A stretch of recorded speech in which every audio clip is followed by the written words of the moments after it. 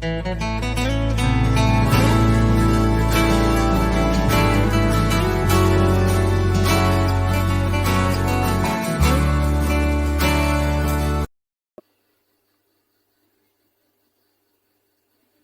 la paix et la grâce du Seigneur Jésus soient avec vous, bien-aimés. Je rends grâce à Dieu pour ce moment. Je rends grâce à Dieu qui nous a donné la grâce d'être en vie en ce moment. Et, chers auditeurs, toute personne qui m'écoute dans le monde entier, quel que soit le lieu où il peut se trouver, que le Seigneur Jésus-Christ vous bénisse. J'aimerais parler sur un point bien précis. Un point bien précis s'agit du thème: est-ce que un chrétien peut-il perdre son salut? Parce que c'est un point. Il y a des doctrines dans le monde. Il y a beaucoup de doctrines. Il y a des personnes qui disent que quand tu es sauvé, c'est fini. Tu ne peux pas perdre ton salut. Et il y en a aussi qui disent, quand tu es sauvé, tu n'es pas encore sauvé. Mais tu peux perdre ton salut. Maintenant, il est important d'éclairer les hommes sur ces points. D'avoir une idée claire sur ce point. Quelle est la pensée du Seigneur par rapport à ce point? Quelle est la pensée de Dieu par rapport à ce point? Est-ce qu'un chrétien peut-il perdre son salut? Tu t'es repenti, tu t'es engagé d'appartenir à Jésus-Christ, tu as été baptisé par immersion. Maintenant, est-ce que c'est fini? Est-ce que, étant donné que tu t'es repenti, tu as été baptisé, est-ce que, étant donné que tu t'es repenti, tu as été baptisé, cela signifie que c'est fini, tu vas aller au ciel automatiquement? Ce n'est pas le cas. Ce n'est pas le cas. La parole de Dieu est claire. La parole de Dieu est claire sur ce point-là. Le Seigneur Jésus-Christ, il a dit: allez, faites de toutes les nations des disciples, les baptisant au nom du Père, du Fils et du Saint-Esprit. Il a aussi dit: et enseignez-leur à observer tout ce que je vous ai prescrit. Donc il y a l'enseignement qui vient après le baptême. Il y a la repentance, le baptême, l'enseignement qui vient après le baptême. Celui qui s'est repenti a besoin des enseignements pour grandir dans la connaissance de Dieu, pour grandir dans la connaissance de la vérité. Et la Bible dit dans Jude, dans le livre de Jude, le verset 5, la Bible dit dans Jude, verset 5, je veux vous rappeler, à vous qui savez fort bien toutes ces choses, que le Seigneur, après avoir sauvé le peuple et l'avoir tiré du pays d'Égypte, fit ensuite périr les incrédules. Le Seigneur a sauvé le peuple d'Égypte. Il a fait sortir le peuple d'Israël d'Égypte. Ils sont sortis, ils étaient sauvés. Mais il a fait périr les incrédules. Cela signifie que parmi ceux qui sont sortis d'Égypte, beaucoup de personnes ont été des rebelles dans le futur. Beaucoup de personnes ont désobéi à Dieu dans le futur. Dieu fit périr ensuite les incrédules. Je relis ce passage. Je veux vous rappeler, à vous qui savez fort bien toutes ces choses, que le Seigneur, après avoir sauvé le peuple et l'avoir tiré du pays d'Égypte, fit ensuite périr les incrédules. Parmi tous ceux qui sont sortis d'Égypte, certaines personnes, il n'y a que quelques personnes qui sont entrées à la terre promise. Tous sortaient d'Égypte pour aller à la terre promise, qui était appelée Canaan. Mais ce ne sont pas tous ceux qui sont sortis d'Égypte qui sont entrés à la terre promise. Beaucoup sont morts en route. Beaucoup ont été détruits en route à cause de leur manière d'agir après leur salut, à cause de leur manière d'agir après leur sortie d'Égypte. Ce qui signifie que le jour où tu t'es repenti, tu as été baptisé. Cela, c'est une étape. Cela, c'est une étape. C'est le début. Maintenant, tu t'es repenti, tu as été baptisé pour servir le Seigneur et pour habiter avec lui au ciel, pour habiter avec lui dans son royaume, pour habiter avec lui éternellement. Le jour où tu t'es repenti, tu n'es pas mort ce jour-là. Tu n'es pas mort ce jour-là. Ce jour, tu t'es repenti. Tu t'es repenti, tu as été baptisé. Mais le Seigneur te laisse en vie. Tu as du travail à faire avant d'entrer au ciel. Tu as du travail à faire avant d'entrer au ciel. La Bible dit dans Romains chapitre 6, ignorez-vous. Bon, Romains chapitre 6, le verset 3 à 4. Verset 3 à 4. Ignorez-vous que nous tous qui avons été baptisés en Jésus-Christ, c'est en sa mort que nous avons été baptisés. Nous avons donc été ensevelis avec lui par le baptême en sa mort, afin que comme Christ est ressuscité des morts par la gloire du Père, de même nous aussi nous marchions en nouveauté de vie. De même nous aussi nous marchions en nouveauté de vie. Donc tu t'es repenti. C'est la première étape. Après cela vient le baptême. Maintenant tu dois marcher en nouveauté de vie. Marcher en nouveauté de vie signifie marcher différemment par rapport au passé. Tu marches différemment par rapport au passé. Donc tu ne marches plus comme tu marchais avant. Tu marches maintenant selon la volonté de Dieu. Tu marches en nouveauté de vie. La Bible dit dans 2 Corinthiens chapitre 5 verset 17, si quelqu'un est en Christ, il est une nouvelle créature. Si quelqu'un est en Christ, il est une nouvelle créature. Les choses anciennes sont passées et voici, toutes les choses sont devenues nouvelles. Toutes les choses sont devenues nouvelles. Penses-tu que Jésus a payé le prix à la croix? Parce que beaucoup de personnes croient que non. Jésus a tout payé à la croix. On est sauvé. Sauvé, c'est sauvé. Non. Il ne faut pas se tromper sur ce point. Il ne faut pas se tromper sur ce point. Sauver, c'est ne pas sauver. Beaucoup de personnes enseignent d'ailleurs, quand tu es sauvé, c'est sauvé. Tu ne peux pas perdre ton salut. Tu peux perdre ton salut. Tu peux perdre ton salut. Tu peux perdre ton salut. Les choses anciennes sont passées et voici, toutes choses sont devenues nouvelles.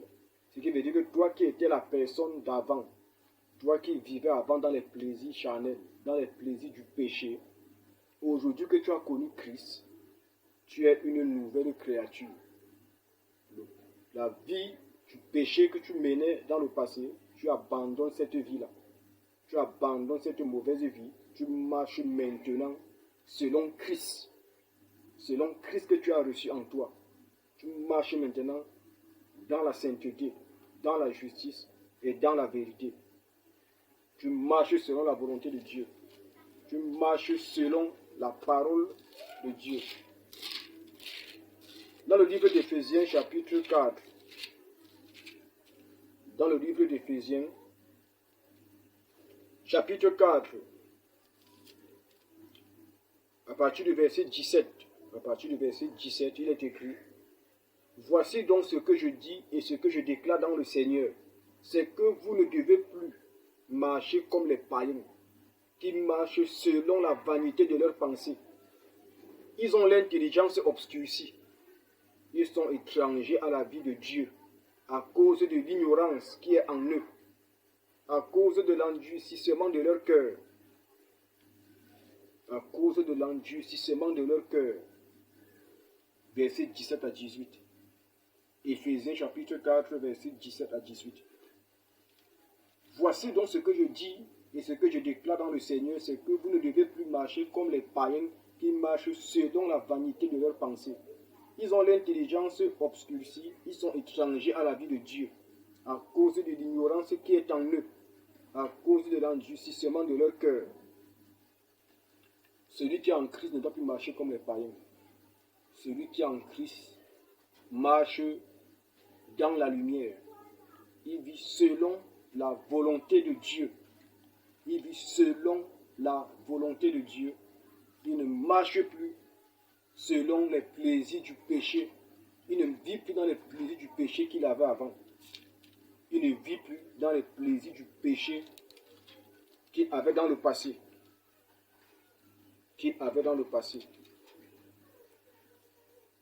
Donc celui qui est en Christ, celui-là est né de nouveau. Il a été renouvelé. Il y a eu une transformation. Le Seigneur lui a enlevé le cœur de pierre. Le Seigneur lui a donné le cœur de chair. Le cœur du passé qu'il avait, qui mentait, qui volait, le cœur du passé qu'il avait, le cœur de tromperie. Il était un trompeur, il était un voleur, il était un menteur, il était attaché au plaisir du péché. L'impudicité. Il vivait dans l'impudicité, il vivait dans la fornication, il vivait dans l'escroquerie, la jalousie, la haine envers son prochain. Ce cœur est ôté, il a reçu un nouveau cœur. Il a reçu un nouveau cœur, il a reçu un cœur selon le Seigneur. Il a été transformé. Il est une nouvelle créature. Donc celui qui est en Christ doit pratiquer la justice. Il doit pratiquer la justice. La Bible dit dans Hébreux chapitre 12, le verset 14, « Recherchez la paix avec tous et la sanctification sans laquelle personne ne verra le Seigneur. » C'était un message qui s'adressait à l'Église, aux Hébreux. Ils étaient déjà des enfants de Dieu. Mais Paul les exhorte à marcher dans la sanctification, à pratiquer la vie de sanctification. Et il leur dit que sans cela, personne ne verra le Seigneur. C'étaient des enfants en Christ, ils étaient déjà sauvés. Ils étaient déjà sauvés, mais ils devaient marcher selon les enseignements de Paul. Ils devaient marcher selon les enseignements du Seigneur. Donc il faut que tout enfant de Dieu marche selon les enseignements du Seigneur. Selon les enseignements du Seigneur. Ce qui va le conduire à mener une vie de sainteté devant le Seigneur. Une vie de vérité devant le Seigneur. Une vie de justice devant le Seigneur. Beaucoup de personnes croient que quand tu t'es repenti, c'est fini. Sauver, c'est sauver. Sauver, c'est sauver. Non. Le Seigneur, après avoir tiré le peuple du pays d'Égypte, fit ensuite périr les incrédules. Jude, verset 5. Ils sont sortis du pays d'Égypte, mais beaucoup se sont rebellés contre Dieu dans le futur. Dieu les a détruits. C'est la même chose. C'était l'ombre des choses à venir. Celui qui s'engage pour servir Christ, il est sauvé. Il est délivré de ses péchés. Maintenant, si dans le futur, il est rebelle, si dans le futur, il désobéit à Dieu, Dieu va le faire périr. Il n'ira pas au ciel. S'il désobéit dans le futur, pour marcher, pour retourner dans sa vie passée, et il se trompe, soi-disant être sauvé parce qu'il a reçu Christ, Christ a tout fait pour lui, Christ est mort à la croix, on est sauvé par la grâce, il va périr. Il va périr et son cas même sera pire. Son cas sera pire par rapport à celui qui n'a jamais connu Christ. Donc ce ne sont pas tous ceux qui ont été baptisés qui iront au ciel. Ce ne sont pas tous ceux qui ont été baptisés qui vont entrer au paradis. Mais ce sont ceux qui vont marcher, qui vont demeurer dans la foi, ceux qui vont demeurer dans le Seigneur, ceux qui vont persévérer dans la volonté de Dieu qui vont entrer au paradis. Ce ne sont pas tous ceux qui se sont fait baptiser qui vont entrer au ciel. Donc, examine ta vie. Examine ta vie. Toi qui es un chrétien, toi qui es un enfant de Dieu, toi qui te nommes enfant de Dieu, toi qui te nommes chrétien, examine ta vie. Et vois si tu marches dans la vérité. Il faut persévérer jusqu'à la fin. Le salut peut se perdre. Il faut travailler à son salut. Il faut travailler à son salut avec crainte et tremblement. Sinon ton cas sera pire. Sinon ton cas sera pire. Ton châtiment éternel sera supérieur au châtiment des personnes qui ne s'étaient jamais repenties. Donc, toi qui m'écoutes et qui pensais que le salut ne peut pas se perdre, change ta pensée sur ce point. Tu es dans le piège. Tu es dans le piège de Satan. Change ta pensée sur ce point. Et marche avec crainte. Marche avec crainte. Parce que le jugement va commencer par l'Église. Le jugement de Dieu commencera par l'Église. C'est par nous que le jugement de Dieu commencera.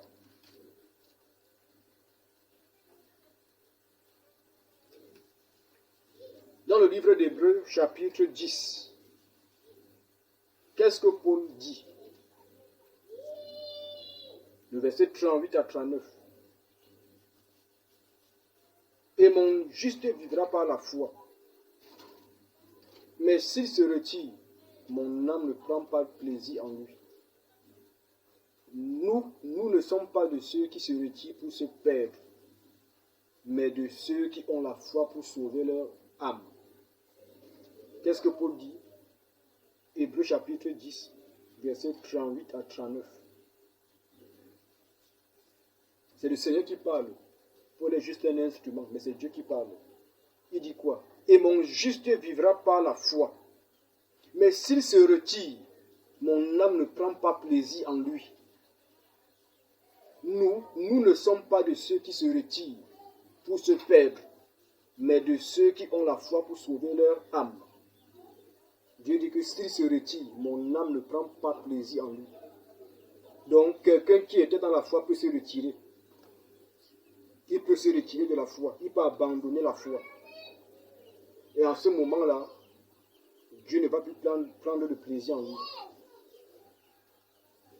Et Paul dit, nous ne sommes pas de ceux qui se retirent pour se perdre, mais de ceux qui ont la foi pour sauver leur âme. Ceux qui se retirent se perdent. Si tu te retires de la foi, tu vas te perdre. Tu vas te perdre. Si tu te retires de la foi, tu vas te perdre. Donc, mes bien-aimés, toi qui écoutes ce message, je t'exhorte à le mettre en pratique. Je t'exhorte à le mettre en pratique. Toi qui es dans la foi, je t'exhorte à persévérer dans la foi. Toi qui as connu Christ, je t'exhorte à ne pas abandonner Christ. Toi qui as été lavé de tes péchés et tu t'appelles enfant de Dieu, tu t'appelles un chrétien, je t'exhorte à ne pas abandonner la foi. Parce que si tu abandonnes la foi, tu n'iras pas au ciel. Mais tu seras condamné dans le feu éternel. Si tu abandonnes la foi, tu ne seras pas parmi les vivants. Ton nom sera effacé du livre de vie. Ton nom sera effacé du livre de vie. Donc, persévère dans le Seigneur. Persévère en Christ. Et tu seras sauvé. Amen.